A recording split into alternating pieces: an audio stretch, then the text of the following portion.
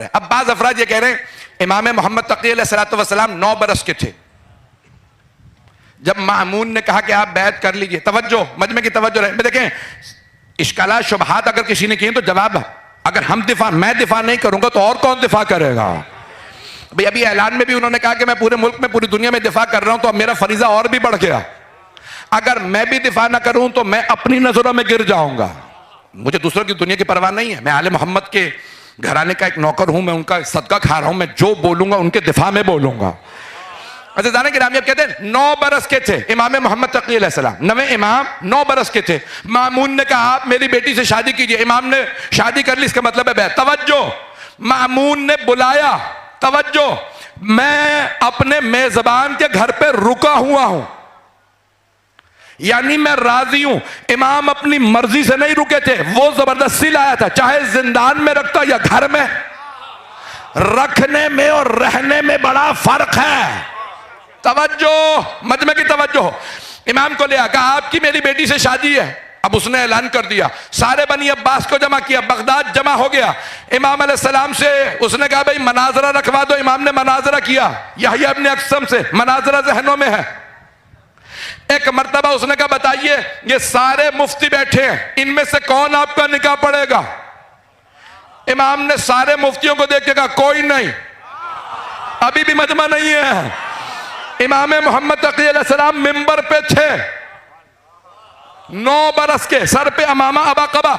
इमाम ने कहा इन मुफ्तियों में से कोई मेरा निकाह नहीं पढ़ सकता। मामून खलीफा था, उसी की बेटी से शादी की। उसने कहा अगर आप कहें मैं पढ़ दूं। इमाम ने कहा तू भी नहीं पढ़ सकता। बैअत कैसी जब निकाह ही की इजाजत नहीं है। ला इमाम तो कहा भाई निकाह फिर कौन पढ़ेगा? इमाम ने कहा मैं खुद। तवज्जो, इमाम ने कहा अपना निकाह मैं खुद पढ़ूंगा। क्या क्यों? इमाम ने कहा अगर मेरे बाबा को जहर ना दिया गया होता, यहां होते तो वो निकाह पढ़ते। क्योंकि मेरे बाबा जैसा यहां कोई है नहीं, मैं अपना निकाह खुद पढ़ूंगा। तो मानो ना हजरत अबू तालिब की फजीलत, जिन्होंने रिसालत में आपका निकाह पढ़ा। हैदरी, तवज्जो फरमा रहे हैं ऐसे जाने के नाम है। अब सोचिए रुतबा हजरत अबू तालिब का, रिसालत उनसे निकाह पढ़वा रही है। ये मकाम और असमत। मैं जुमले जो पढ़ूंगा, मामून से जब पहली मुलाकात हुई ना इमाम तकी अलैहिस्सलाम की, 7-8 बरस 9 बरस के, उसने देखा कि भाई बादशाह आ रहे हैं, बगदाद शहर है। एक आदमी ने आवाज लगाई बामुलाहिजा बादशाह सलामत तशरीफ ला रहे हैं। सारे बच्चे भागने लगे। भगौड़ों की नस्ल से रहे होंगे। मजमा परेशान तो नहीं हो रहा? आप खुद ही कह रहे हैं पढ़ें, पढ़ूं ना? तो जाने के नाम एक मर्तबा सारे बच्चे भागने लगे। मामून घोड़े पे था, उसके साथ ऊंट थे, पूरा लश्कर था। जो बादशाहों का एक जाहो हश्म होता है, उसका लाहो लश्कर, सारा लश्कर, फौजी साथ में, खाने पीने की चीजें साथ में, ऊंटों पे खाना लदा था, सब कुछ सामान। मामून ने कहा सवारी रोको। एक बच्चा खड़ा है, उसका चेहरा बता रहा है ये आम बच्चा नहीं। तवज्जो, एक मर्तबा उसने इमाम मोहम्मद तकी अलैहिस्सलाम को देखा, कहा सारे बच्चे भाग गए, घोड़े से उतारो। जैसे ही घोड़े को रोका, उतरा, कहा बरखुरदार जब सब बच्चे भाग रहे थे तो आप क्यों नहीं भागे? चेहरा बता रहा किसी कर्रार की नस्ल से है। चलते रहिएगा, मैं सारे जवाबात पेश करूंगा। मामून उतर के आया, हारून रशीद का बेटा, कातिल था वो मलऊन।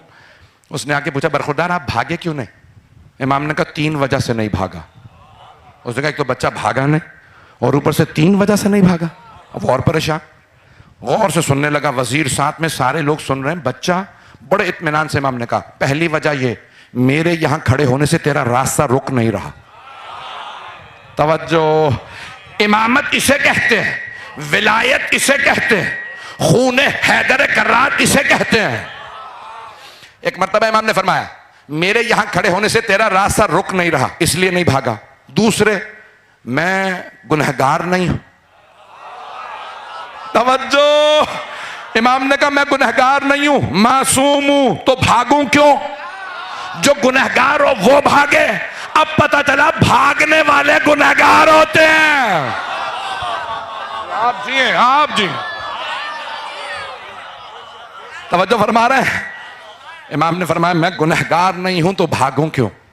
और तीसरी वजह यह है कि मुझे तुझसे हुस्न ज़न है, मैं तुझसे एक अच्छा गुमान न रखे बैठा हूं कि तू मासूमीन का कत्ल नहीं करता होगा।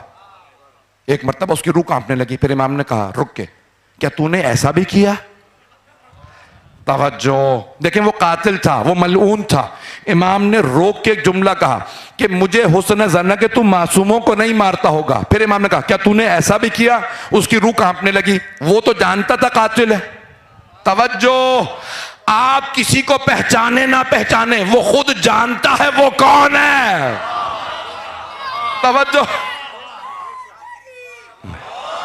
वो खुद जानता था वो कातिल है। देखें, कातिल को पता होता है, मलऊन को पता होता है, गुनहगार को पता होता है। एक मरतबा कांपने लगा। कहा आप कौन है? इमाम ने कहा अना मोहम्मद इब्न अली, मैं अली का बेटा मोहम्मद हूं। कहा कौन से अली के बेटे हैं? कहा अली इब्न मूसा रज़ा। इमाम रज़ा अलैहिस्सलाम का नाम लिया। कहा खुरासान वाले? इमाम ने फरमाया हाँ, वो मेरे बाबा थे। अब उसकी रूह कांपने लगी क्योंकि वो कातिल था। का अल्लाह अअलमु हैसु यजअलु रिसालता, कुरान की आयत पढ़ी, अल्लाह बेहतर जानता है उसे किसे रसूल बनाना है, किसे इमाम। तवज्जो, अल्लाह बेहतर जानता है उसे अपना ओहदा किसे देना है। यानी वो पहचान गया था ये बच्चा बच्चा नहीं, हुज्जते खुदा है। बैत का तो सवाल ही पैदा नहीं होता। अज़ान गिरामी, अब जब मामून शिकार पे गया बगदाद से बाहर, उसने अपना उकाब उड़ाया एक दुर्राज के पीछे, एक चकोर के पीछे। तीतर ये चकोर था, परिंदे के पीछे उकाब गया। उकाब और चकोर दोनों ही आंखों से गायब हो गए। बहुत देर बाद जब उकाब वापस आया तो चोंच में उसके एक छोटी सी मछली थी। उसने सारे अपने दरबारियों से, जो सिपाही थे, वजीर, उलमा, जितने भी दरबारी मुल्ला थे, पहुंच रहे हैं जरा, मैं बड़े मोहतात अंदाज से पढ़ रहा हूं, जो पहुंच रहे हैं उन्हें सलाम। सबसे पूछा ये मछली आई कहां से? का पता नहीं। सोच सोच के खुद भी पागल हो गए, कैसे कैसे लोग खलीफा बन गए थे। पहुंच रहे हैं जरा। अब उसने कहा कि भाई मछली आई कहां से? हवा में। उकाब हवा में गया, मछली हवा। जब गया परिंदे के पीछे था, मछली लेके आ गया। सोच सोच के परेशान हो रहा है। कहा मुझे शिकार नहीं करना, वापस चलो बगदाद। जेब में मछली रखी, पूरे रास्ते सोचता रहा। कहा मेरे अजायब घर में ये मछली रख देना, नीचे लिख देना ये मामून रशीद खलीफा का उकाब हवा से लेके आया, ये अजायब घर में रखने वाली मछली है। पूरे रास्ते सोच सोच के पागल हो रहा है। जैसे ही बगदाद पहुंचा, दरवाजे खुले, एक मरतबा बादशाह सलामत फिर दाखिल हो रहे हैं।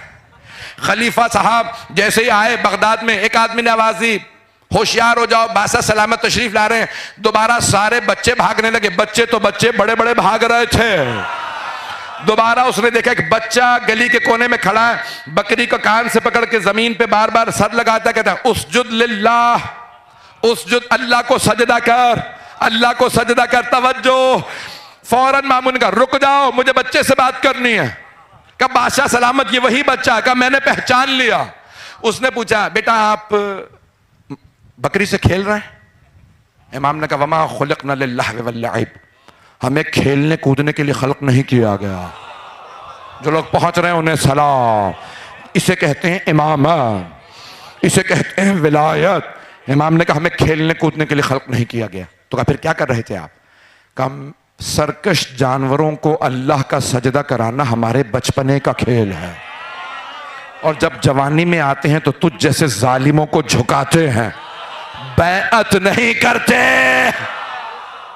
मैंने जवाब पेश कर दिया। अब उसने फौरन इमाम का इम्तिहान लेना चाहा, जेब में हाथ डाला, खामोशी से छुपा के छोटी सी मछली को हाथ में रखा। कहा अभी पता चल जाता है ये हुज्जत खुदा है या नहीं है। तवज्जो, छुपा के मछली निकाली। का बताइए मेरी मुट्ठी में बंद क्या है? आज तक लोग ये खेल खेल रहे हैं बच्चों के साथ। उसने कहा चलो पता चल जाता है ये बच्चा है, ये हुज्जत खुदा। उसने मछली को छुपा के हाथ में रखा। कहा बताइए मेरी मुट्ठी में बंद क्या? इमाम ने एक मर्तबा उस जालिम को देखा, कहा कि बादशाह सुकून कल्ब के लिए शिकार पे जाते हैं। उसे हकीम ने बताया था तुझे सुकून मिलेगा शिकार पे। तवज्जो। एक मर्तबा इमाम ने जवाब दिया, बादशाह सुकून कल्ब के लिए शिकार पे जाते हैं, अपने उकाब को परिंदे के पीछे उड़ाते हैं। अल्लाह की कुदरत दरियाओं में भंवर चलाती है, छोटी मछलियां भंवर का ताप ना लाते हुए हवा में उड़ जाती हैं। उकाब जब मछली हवा में देखते हैं, परिंदा छोड़ के मछली ले आते हैं। बादशाह परेशान हो जाते हैं। जब परेशान होते हैं तो आके जुर्रियत रसूल खुदा का इम्तिहान लेते हैं। जो